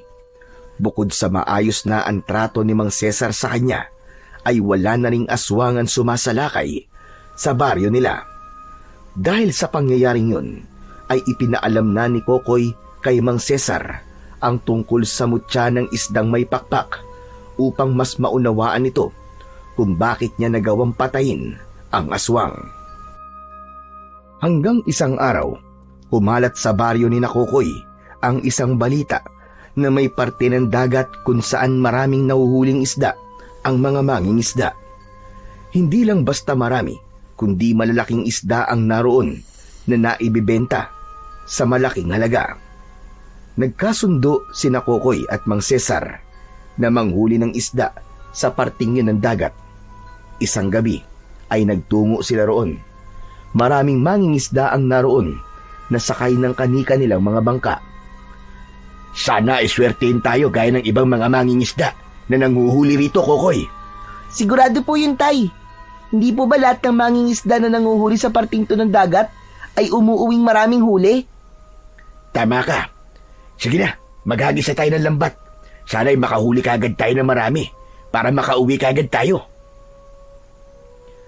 Nang maghagis na ng lambat ang mag-ama, ay nagulat sila nang makarinig sila ng malakas na pagsabog. Nagimbal sila nang makita na may mga mangingisdang naghahagis ng dinamita sa dagat upang mas madaling makahuli ang mga yon ng isda. Kaya naman pala marami silang nahuhuli. Ay ilegal ang paraan nila ng pangingisda. Tay, hindi lang mga isda ang pinapatay nila sa ginagawa nila, kundi maging ang mga korales sa ilalim ng dagat. Hindi na napigilan ni Mang Cesar ang sarili na sigawan ng mga mangingisdang gumagamit ng dinamita. Hoy! Itigil nyo yan! Hindi nyo ba alam na bawal gumamit ng dinamita sa panguhuli ng mga isda? Kapag hindi kayo tumigil, ay magsusumbong ako sa mga pulis! Pinagtawanan lang si Mang Cesar ng mga mangingisda. May nagsabi pa na huwag silang makialam at kapag nagsumbong sila sa mga pulis, ay hindi nila magugustuhan ang mangyayari sa kanilang mag-ama. Tatay, mas mabuti po siguro na umalis na lang tayo rito. Kahit anong daming isda rito, ay wala rin tayong mahuhuli dahil sa mga gumagamit ng dinamita. Tama ka, anak. Doon na lang tayo kung saan talaga tayo nanguhuli ng isda. Nagsagwan na si Nakokoy at Mang Cesar palayo sa parting yun ng dagat matapos nilang hanguin ang kanilang lambat at nagtungo sila sa lugar kung saan sila madalas na nanghuhuli ng isda. Kinabukasan, pagsapit ng umaga, ay naging bisita ni Nakokoy si Mang Dario. May dalayong mga gulay. Nakasanayan na ng matanda na magdala sa kanila ng gulay at prutas. Alam ni Kokoy na paraan yun ni Mang Dario sa pagpapasalamat sa pagpatay niya sa aswang. Maraming salamat sa mga gulay na dala mo, Mang Dario. Pero hindi mo na to kailangan gawin. Nakakahiya na sa inyo eh. Ayos lang. Ang iba naman dyan tanim ko na kailangan ko ng anihin. Kesa naman mabulok, mas mabuti na ibigay ko na lang sa inyo. Oo nga pala. Alam niyo na ba ang nangyari kagabi doon sa mga mangingisda na nangingisda sa parte ng dagat kung saan maraming malalaking isda? Nakita po namin sila kagabi na gumagamit po ng dinamita, Mang Dario. Kaya pala ang dami nilang nahuhuling isda, ay ganun ang kanilang ginagawa. Hindi ko alam na sa ganyang paraan pala sila nanguhuli. Pero hindi yan ang sasabihin ko sa inyo. 3 sa mga mangingisda ang natagpo ang walang buhay sa dalampasigan. Wakwak ang kanilang mga tiyan at may laslas sila sa leeg. Ibig bang sabihin may aswang na naman dito sa atin? Yan ang aking hinala. Pero sa tingin ko, ay kakaibang aswang ang pumatay sa mga mangingisda. Sa palagay ko, ay isang berkakan ang pumatay sa kanila. Ano po, Mang Dario? Berkakan? Hindi po ba yun yung sinasabi na aswang na nakatira sa dagat? Tama ka, Kokoy. Sinasabi na ang berkakan daw ay isang dating malaking isda na kumakain ng tao. Pero sa paglipas ng mga panahon, ay unti-unting nagbago ang kanilang anyo at nagkaroon na sila ng katawan na para sa ating mga tao. Ngunit ang kanilang itsura ay nanatiling nakakatakot. Dahil sa sinabi nyo na gumagamit ng dinamita ang ilang mangingisda, sa tingin ko ay nagambala nila ang berkakan. Kaya nito pinatay ang mga mangingisda. Ibig po ba sabihin, Mandaryo, maaaring madagdagan po ang biktima ng berkakan? Ganun na nga. Kaya rin ako nagtugo rito upang sabihin sa iyo, Kokoy, na sana ay maging handa ka dahil malaki ang posibilidad na labanan mo ang berkakan. Ikaw lamang ang may makapangyarihang mutya dito sa ating baryo at tanging ikaw lang ang may kakayahang labanan ang nilalang na gaya ng berkakan. May takot sa mga mata na napatingin si Kokoy sa tatay niya. Wala nang nagsalita sa kanila at ramdam ni Kokoy na pare-pareha silang kinakabahan sa panibagong banta na dumating sa kanilang baryo. Sa mga sumunod na araw ay naging sunod-sunod na ang bangkay ng mga mangingisda na natatagpuan sa dalampasigan. Muling nabalot ng takot ang lahat dahil sa pangyayaring yun. Isang araw, habang mag-isang nakadungaw sa bintana si Kokoy, ay tinabihan siya roon ni Mang Cesar. Ang lalim naman yata ng iniisip mo, anak. Iniisip ko lang po kasi yung mga patayan na nangyayari po dito sa baryo natin, Tay. Hindi na po tuloy tayo makapangisda sa gabi dahil doon. Kaya nga mas maganda pa namang mangisda sa gabi dahil mas marami tayong nahuhuli lalo na kapag bilog ang buwan. Tay, sa tingin niyo po ba ay dapat ko nang harapin yung berkaka na sinasabi ni Mandaryo na pumapatay sa mga mangingisda?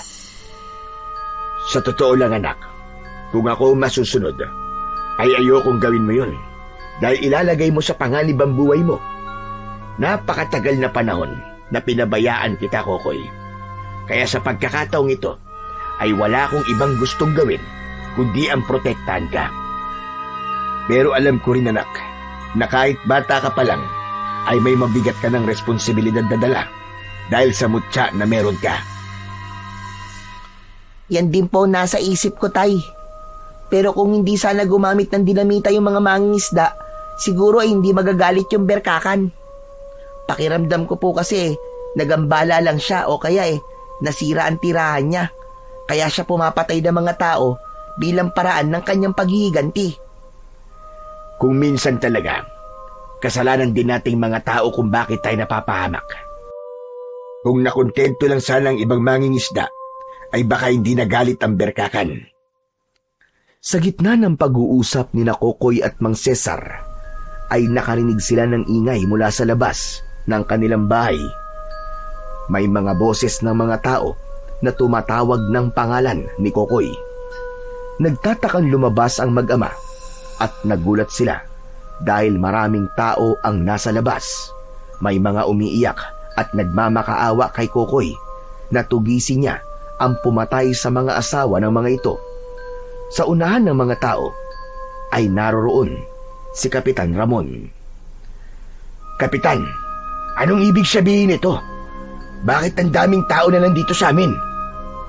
Nagpasama sila sa akin para kausapin si Kokoy.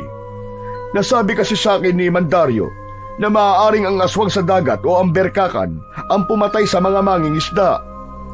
Nais ng mga narito na patayin ni Kokoy ang aswang na yon, Cesar. Hindi lang para mabigyan ng hustisya ang mga naging biktima nito, kundi upang wala na sumunod na mamatay. Pero hindi ibig sabihin na nagawang patayin ni Kokoy yung unang aswang ay magagawa niya ulit yun. Lalo na't kakaibang aswang ang berkakan. Ngunit maawa ka naman sa pamilya ng mga biktima, Cesar. Isa pa, apektado na ang mga mangingisda dito sa atin. Ikaw rin. Dahil natatakot na silang pumalaot tuwing gabi. Pero Kapitan, hindi niyo ba naisip na kasalanan din ng ibang mangingisda kung bakit sila pinatay? Gumamit sila ng dinamita, kaya nagambala ang tahanan ng berkakan. Cesar, wag na nating sisihin ang mga biktima. Oo, mali ang gumamit ng dinamita sa panguhuli ng mga isda. Ngunit hindi rin tama ang patayin sila. Kaya Kokoy, nakikiusap ako sa iyo na harapin mo ang berkakan. Ikaw lamang ang may kakayahan na patayin ang aswang na yun, gaya ng ginawa mo dun sa unang aswang dito sa baryo natin. Huwag po kayo mag-alala, Kapitan. Gagawin ko po ang lahat ng makakaya ko para matigil na po ang patayan dito. Natutuwang hinawakan ni Kapitan Ramon ang isang kamay ni Kokoy. Maraming salamat sa iyo, Kokoy. Pasensya ka na, iho. At ikaw lang talaga ang maaasahan namin pagdating sa ganitong problema. Humarap si Kapitan Ramon sa mga tao at muling nagsalita. Narinig niyo naman siguro ang sinabi ni Kokoy, mga kasama. Gagawin niya ang lahat para matigil ng pagpatay ng berkakan. Sige na, mga kasama. Maaari na kayong umuwi sa inyong mga bahay at ipagdasal natin ang tagumpay ng ating batang bayani na si Kokoy. Sabay-sabay na umalis ang mga tao at sumunod na rin sa mga yon si Kapitan Ramon. Anak, sigurado ka ba sa desisyon mo na yan? Haharapin mo at papatayin ang berkakan? Wala naman po akong ibang pagpipilian, Tay, kundi ang gawin yon. Tama po si Kapitan. Mali man ang ginawa ng ibang mangingisda, ay mali rin po na patayin sila sa ganung paraan. Sa tingin ko po, ay may laban po ako sa berkakan, lalo na't mas magagamit ko po ang kapangyarihan ng mutya sa tubig. Sana nga'y magtagumpay ka, anak. Pero huwag ka mag-alala, dahil hindi ko hahayaan na mag-isa ka sa laban mo. Sasama ako sa'yo. Hindi kita pwedeng pabayaan. Ako rin. Sasamahan din kita, Kokoy. Nagulat sina Kokoy at Mang Cesar nang marinig nila ang boses ni Mang Dario. Nakita nila ang matandang manggagamot na palapit sa kanila. Nalaman ko na nagtugo rito ang mga tao at si Kapitan para hilingin sa'yo na labanan at patayin mo ang berkakan. At hindi ako papayag na hayaan kang mag-isa sa laban mo na yon. Kahit may makapangyarihang kamutya ay bata ka pa rin. Kailangan mo pa rin ng gabay ng mas nakatatanda sa iyo. Maraming salamat po, Mandario. At sa inyo rin po, Tatay. Mas lumakas po ang loob ko na labanan ng berkakan nang dahil po sa inyo. Lalo na't alam kong hindi ako magiging mag-isa sa laban na yon. Isang matamis na ngiti ang pinakawalan ni Kokoy sa kabila ng kaba sa kanyang dibdib. Inisip niya na kailangan niyang harapin ang aswang sa dagat upang matigil na ang pagpatay ng mga mangingisda sa kanilang baryo. Pagsapit ng gabi ay naghanda na sina Kokoy, Mang Dario at Mang Cesar sa pagharap sa aswang na berkakan. Habang sinisiguro ni Kokoy na matalimang itak na gagamitin niyang sandata, ay lumapit sa kanya si Mang Dario at inaya sila nitong magdasal. Nagdasal ang tatlo para sa kaligtasan nila. Ipinagdasal din ni Mang Dario na gabayan sila ng Diyos sa laban na haharapin nila sa gabing yun. Makalipas ang ilang sandali, ay nagtungo na sina Kokoy sa dalampasigan. Sumakay sila sa bangka at tulong-tulong silang nagsagwan patungo sa parte ng dagat kung saan dating nanguhuli ng isda ang mga mangingisdang gumagamit ng dinamita. May dala silang lampara na siyang tanglaw nila sa madilim na paligid. Nandito na tayo. Nararamdaman mo na ba ang berkakan, Kokoy? Pakiramdam ko po alam niyang nandito na tayo. Naaamoy ko po siya at parang ang bigat po ng pakiramdam ko. Tinignan ni Kokoy ang paligid nila, habang si Mang Dario naman ay tumayo lang sa isang dulo ng bangka at nagsimula na yung tawagin ang berkakan. Aswang na nakatira dito sa dagat! Magpakita ka sa amin! Harapin mo kami! Kailangan mo magbayad sa mga buhay na iyong kinuha! Walang ano-ano'y biglang tumaob ang bangkang sinasakyan nila. Nawasak yun at nakita nila ang isang kakaiba at nakakatakot na nilalang na lumitaw sa tubig. Sa kasamaang palad ay nabitiwan ni Kokoy ang hawak niyang itak, habang sina Mang Dario at Mang Cesar naman ay kumapit sa sirasirang parte ng bangka upang lumutang ang mga yon sa tubig. Kulay abo ang balat ng berkakan. Puno ng kaliskis ang buo nitong katawan. Meron yung matutulis na mga kuko at ang mga ngipin nun ay matatalas na animo ay lagari. Malalaki ang mga mata ng berkakan na purong itim. Kokoy! Yan na ang berkakan! Sige na! Patayin mo na siya, iho!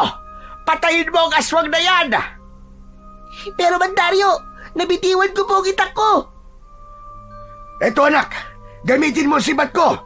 Saluin mo! Ibinato ni Mang Cesar ang sibat kay Kokoy at madali niya yung nasalo. Humarap si Kokoy sa kalaban at naramdaman niya ang kapangyarihan ng mutya. Sumisid siya sa ilalim ng tubig at pagkatapos ay lumilipad siya sa ibabaw ng dagat. Sa isang iglap ay nasa gilid na siya ng berkakan at inundayan niya ito ng saksak gamit ang kanyang sibat. Tumama iyon sa tiyan ng aswang. Sumugod kay Kokoy ang berkakan at tinangkasan itong sakmalin, ngunit mabilis siyang sumisid at muling umahon sa tubig. Lumipad siya sa ibabaw ng dagat na parabang isdang may pakpak.